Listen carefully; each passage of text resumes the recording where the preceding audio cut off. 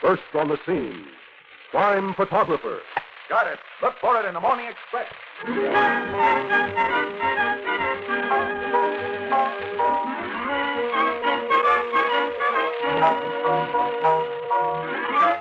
Columbia brings you another adventure of Casey, crime photographer, written by Charles Holden and played by Scott Cotsworth. Casey, ace cameraman of the Morning Express, covers the crime news of a great city. His adventure for tonight, Tooth for a Tooth.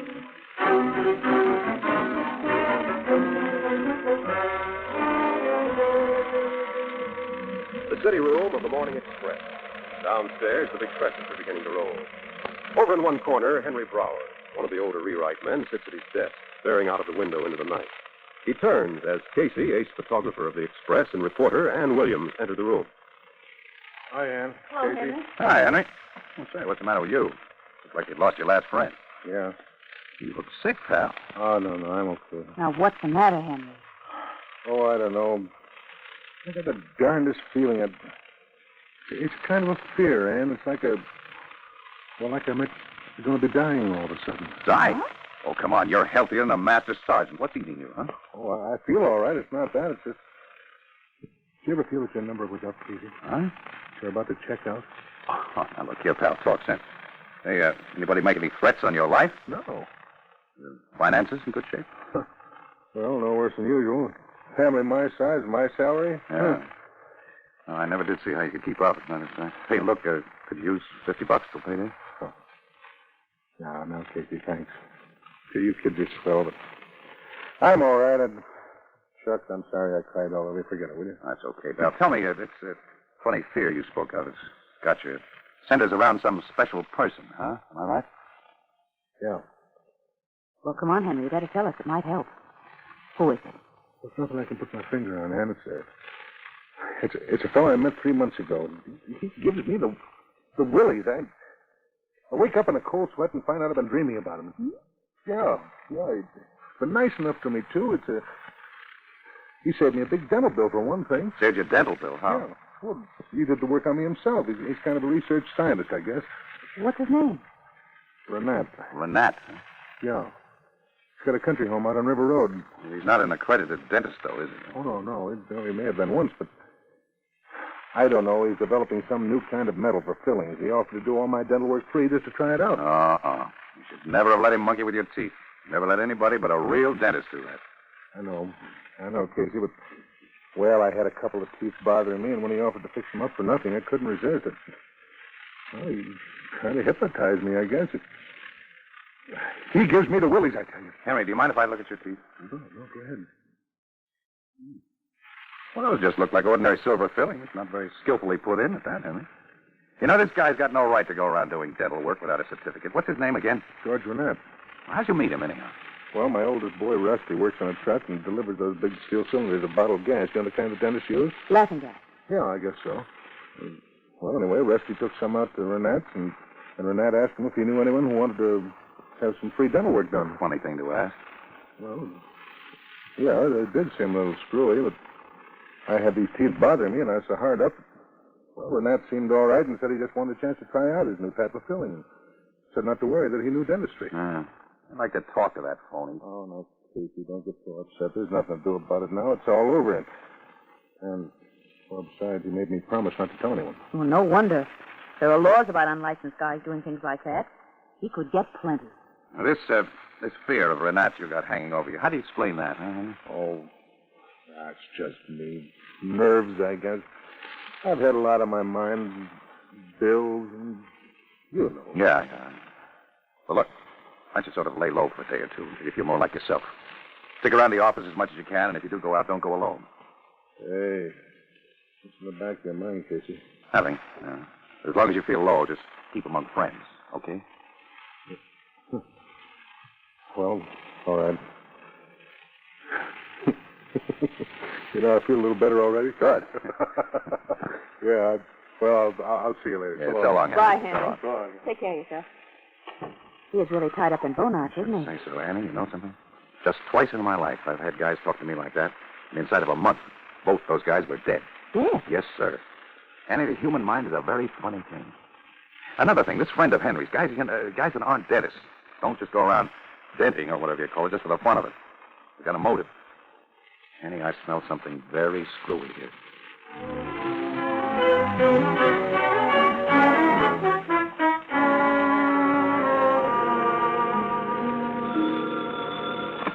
Hello, Casey speaking. Hello, Casey. Logan. Well, Logan. What's a good word from your homicide department today? Now, listen, you know a guy named Henry Brower who works here at the Express? What's happened? Did he disappear? Yeah. Jumping G hustle. His wife called headquarters here. He didn't come home all last night. Yeah? We've had an alert on him for over now. Hey, how'd you know he disappeared? Why, he told me last night he had a feeling he was going to... Oh, that's how it is, huh? Well, the bum took a powder, he walked No, out. Logan, no, he didn't. Don't tell me. Brower's got $3,000 in outstanding bills around That town. doesn't make any He difference. did a fade trying to duck payments, that's all. You're nuts, Logan. He's the right guy. Right guys don't do things like that, But I Casey. tell you, Henry's got a wife and 4 kids. Well, does that make it any better? Oh, he's done a fade, I tell you. Sure, somebody didn't do him in. Well, we'll check on that, but nobody had a motive. He was just an unimportant little guy. I say he got sick of it all, and that's how I'm going to play it. Okay, Casey, if you hear anything, get in touch with me, will you? Yeah. Logan, I will. Okay. We'll catch up with him. Bye. Right. So the little guy's premonition was right at that.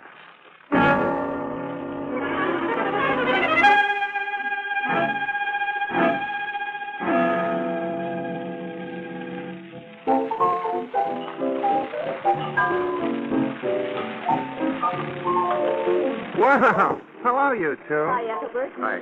What brings you two here in the glare of the noonday sun? Huh? Why, Ethelbert. You know Casey can't think straight anywhere but here at the Blue Note. And besides, it's nice and cool. You want something? You don't, do you, this hour of the day? No, I don't. Maybe a beer. Yeah, give me a beer. You can fix me an orange juice, Ethelbert, if that won't cost you your professional standing. It's not a bad joke, Miss Williams. Not bad. My thanks. Say, speaking of jokes, did you hear that new radio comic last night? Oh, no. I almost died laughing. All through his program, he kept saying, so-and-so spelled backwards is so-and-so. Like once he says, we will now hear from our all-girl orchestra. Girls make with the music. And remember, folks, music spelled backwards is C-I-S-U-M. Kiss him. You get it, Casey? Do I get it? Good. Corn spelled backwards is Narok, I guess. Well, now, how about my beer? Okay. Here's your beer. What's the trouble, pal? He is thinking, Ethelbert, about the process of getting teeth filled. What's the matter, Casey? You got a toothache? No, I got a headache, Ethelbert. Very good friend of mine, Henry Brower, disappeared. Oh, I know, Henry. You say he disappeared? Sure has. Yeah. Well, how? We don't know. Just dropped out of sight, that's all. And we've got next to nothing to go on. Well, it was my hunch that a quack that filled his teeth may have got something to do with this case. The dentist? Well, he isn't a dentist, Ethelbert. That's just it. He's some kind of a tin-horn scientist. Maybe a nut, maybe the crook, maybe both. I don't know. He did this dental work for Henry for free. Who is this amateur tooth carpenter? What's his name? A fellow named Renat. Lives out on the River Road. Why don't you go out and see him, Casey? That is definitely my plan, pal. I've got to do a little groundwork first. Police headquarters? Yeah, I suppose I have to look over their files. I don't know quite where to start, though. Logan has decided that Henry simply took a powder and scrammed it. So, you know Logan, when his mind gets made up, it's like a sealed tomb. Why does Logan always have to act like such a goof? Maybe he'll be different this time. Remember, folks, goof spelled backwards is food. Oh, Ethelbert, look, for Pete's sake, can that silly... Hey, wait a minute. What's the matter? Annie, I got it. Look, I got it. You got Well, what? I've got something to start on anyway. It really took that crazy gag to start my brain working. Goof spelled backwards is food. Ethelbert, what time is it? Just noon. Noon, eh? Yeah, but remember, folks, noon spelled backwards is... Huh? N-O-O-N.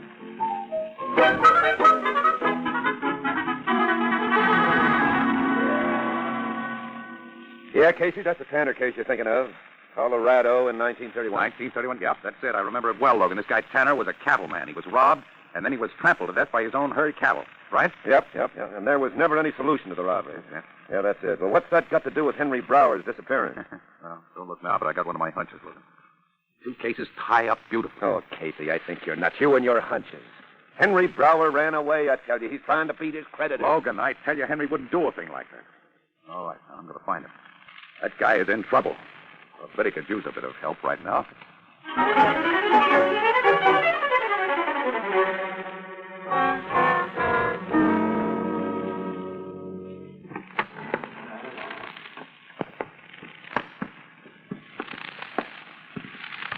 Here, Fay. Take the candle. Where is he, Renat? I don't see him. In the corner of the cellar there. Come on. Well, Mr. Brower, how do you feel?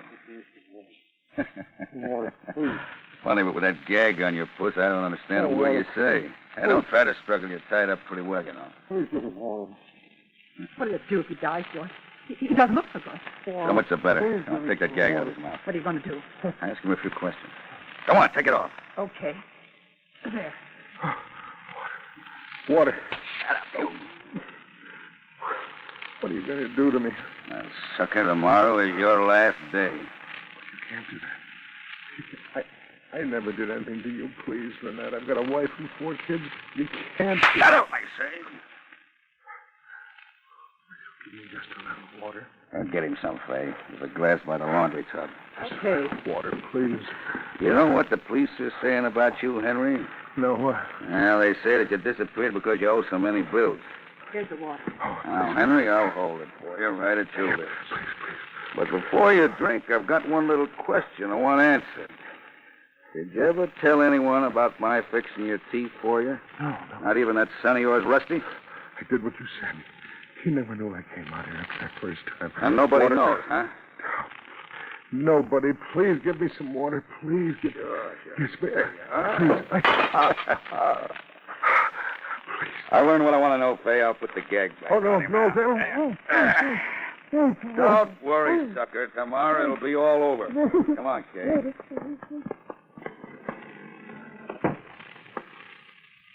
George, do you think he did tell anyone? No, I'm sure he didn't. I've had that guy scared to death ever since he first came out here. Listen, darling, nothing can go wrong, can it? Don't worry, ain't a chance, babe, because this time I'm taking no chances at all. Oh, I hate the suspense.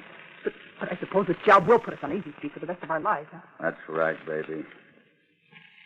For the rest of our lives.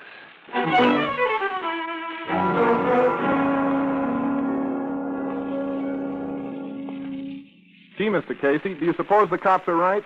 Do you think Dad just ran away? No, Rusty, I don't. I think somebody's doing him dirt, and that's why I came to you. Now, you're willing to string along with me, are you? Sure, Mr. Casey. Gee, I'll do anything to find Dad. Good. Well, I got to start somewhere, Rusty. Your dad seemed to have a strange sort of fear of this fellow Renat. Why, he hardly knew him. Just that once when he went out there with me. And besides, why would he want to hurt my dad? Well, it's a funny world, Rusty. Sometimes we don't know. All right, now we're going to work fast. You got it straight, what I want you to do? I can't go wrong. The nitrous oxide tanks have a blue label marked N2O. Uh-huh. The air tanks always have just a green label. Good kid. And I can depend on you? I'll deliver them out there in an hour.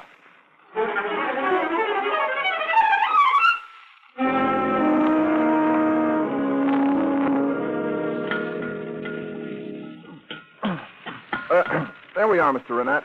There's your regular replacement on the bottled gas. I'm a little ahead of schedule, but I can't always get out here in the country. That's all right. I use that gas in my experiments almost daily. Hey, by the way, has your father turned up yet? No, we haven't heard a thing from him. Oh, that's terrible. Well, he's probably just up on a log somewhere, huh? I'm sure it'll work out all right. Yeah, Mr. Renat. I think maybe it will.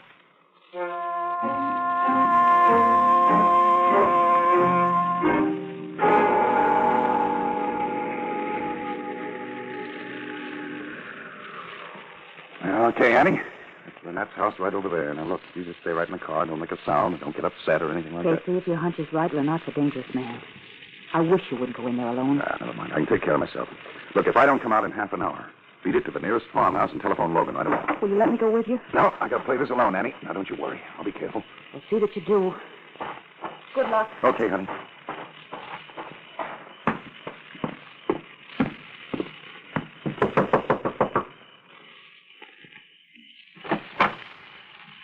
Yes? Does Mr. Renat live here? Who are you? I'm a friend of Henry Brower. He sent me out here.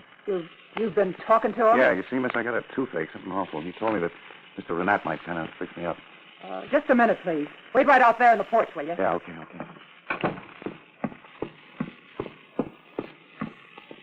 George. Yeah, baby? Who Some is it? guy. You know, he says that he knows Henry Brower, and Henry sent him here. Henry sent him? Ah, you're crazy. I tell you, he said Henry Brower sent him. Huh? Does he look like a copper? Oh, I don't know. Oh, George, don't let anything happen. Don't worry. Nothing's going to happen. He might be a plant from the police. I'd better see him. Be careful, George. Please be careful. Don't worry. By the way, what do you want? He says that Henry told him that he could get a tooth fixed out here. Oh, he did, huh? Yeah. Let me doing his work. I'll make him pay for that. Okay, Fay. There's only one way to play it. Get this guy in here. I'll promise to fix his tooth, give him gas, and I'll knock him off. Do you have to? No, we can't lose a nerve now. Oh, but darling. Get him in here, I say. Okay. Won't you come in? Yeah, thanks. Mr. Renat, I got a little toothache here. I was wondering if you could fix me up. Why don't you go to a dentist? Well, they're not open at night. Oh. The thing started acting up, and I suddenly thought of you. Yeah? Yeah, Henry Brower told me about you. But I don't do that sort of thing. Don't kid me now. I've heard of the black market, even in dentistry, eh, Renat? I'm not a dentist, I tell you. I know you're not a licensed one, but you could help me out. I got a really terrible toothache here. It's awful. Well, all right, Mr. Casey. Oh, Mr. Casey. Come on into my lab. Maybe I can't fix that tooth for you. Right this way, please. Yeah, thank you very much. Now, if you'll just sit in the chair there, huh? Oh, just a plain chair, huh? Yeah, that's right. I told you I wasn't a dentist. You'll have to put up with what I have. Now, tell me, where's the tooth of this? Gee, I don't really know exactly. It's sort of a general ache all down the side. I'll find it. There it is. Oh! That hurts. I'm afraid I'll have to give you gas. Huh? Does that hurt? No, not in the least. Here, just adjust this over your nose. Like this? Yeah. Fine. Turn it on, Fay. Now, breathe deeply, Mr. Casey. In just a few moments, you won't be able to remember a thing.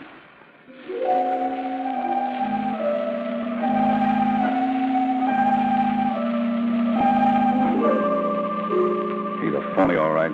He hasn't got a cavity in his head. His teeth are perfect. I thought so. Is he unconscious? He ought to be. I've given him enough for 10 men. You know, I think he's wise to it. Oh, George, I knew this was risky. We should never have tried it again. We got away with it in Colorado, but, well, because you picked a nobody for the fall guy. But it isn't working out this time. Don't worry. This Casey is probably a friend of Henry Brower who got suspicious of me when Henry disappeared. Probably just came out to investigate. Well, we'll soon fix that. We'll just get rid of Mr. Casey. But how? I think a little of that hypodermic of my own special formula there will do it. Yeah, there's one ready in the cabinet. But you don't want two bodies to be found here after the fire. Oh, well, it's going to work out all right, Fay. We'll get rid of this slug tonight. Burn the house down tomorrow. We'll find Mr. Brower's body, whose dental work I fixed to exactly match my own. They'll identify him as me. You collect my insurance and meet me inside of 6 months in Havana. Everything just as we planned. I only hope we get away with it, that's all. We will. Don't worry. Now, give him some more gas. Aren't you afraid you'll smother me? Why? What? You can't do that.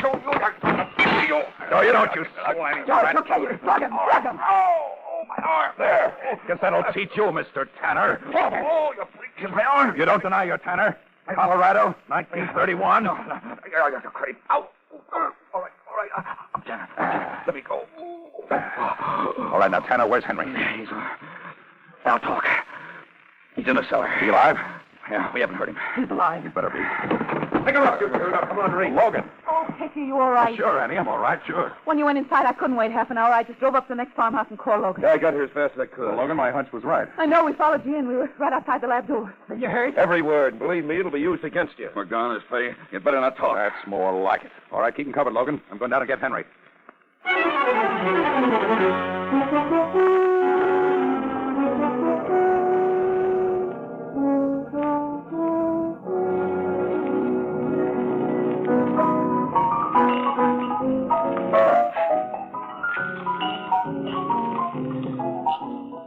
Oh, Casey. It's great to return to the land of the living. Yeah, from which Renat and Fay will soon be departing. Ethelbert, my fine feathered friend, the same, please. And the drinks are still on me tonight. You know, Henry is feeling much better. I noticed that. Yeah, oh, yeah. Coming up. Thank You know, Casey, I still don't see how you pinned this whole thing on Renat. How did you? Well, Ethelbert, I tell you, I was naturally suspicious of a non-dentist doing all that fancy dental work. You know, there's only one sure way to check on the identity, if you'll pardon the expression, Henry, of a well-burned corpse. Yeah, I nearly was just that, too. Yeah. Oh, What this brother. guy was doing was building himself a case, you see. He made over Henry's dental work to match his own. You see, Tanner tried that trick once before in Colorado, and he got away with it. He dressed some poor guy in his clothes, killed him, and then made it look as though he himself had been trampled to death in a stampede. Then he studied dentistry, huh? But, Casey, when you was in the lab there taking that gas, what'd you do? Hold your breath? Rusty worked that one out. He switched labels on the gas he delivered. I just pretended to be unconscious, Ethelbert. You know me. I was never unconscious. I was breathing plain air all the time. The only way I could think of to get a confession out of him. Oh, but how'd you ever connect this bloke up with that case in Colorado? How'd you know he was Tanner? Well, this really is going to kill me to admit it, Ethelbert, but it was when you were doing all that backward talk, you remember? And remember, folks, Burnett, spelt backwards, is P-A-N-N-E-R.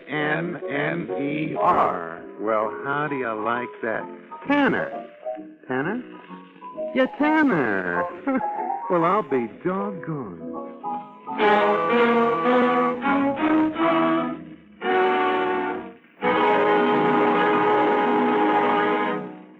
You've been listening to Crime Photographer, written by Charles Holden and based on the fictional character of Flashgun Casey, created by George Harmon Cox. Casey is played by Stocks Cotsworth and Anne by Miss Leslie Woods. Original music composed and conducted by Archie Blyer. And the Blue Note pianist is Herman Chittison.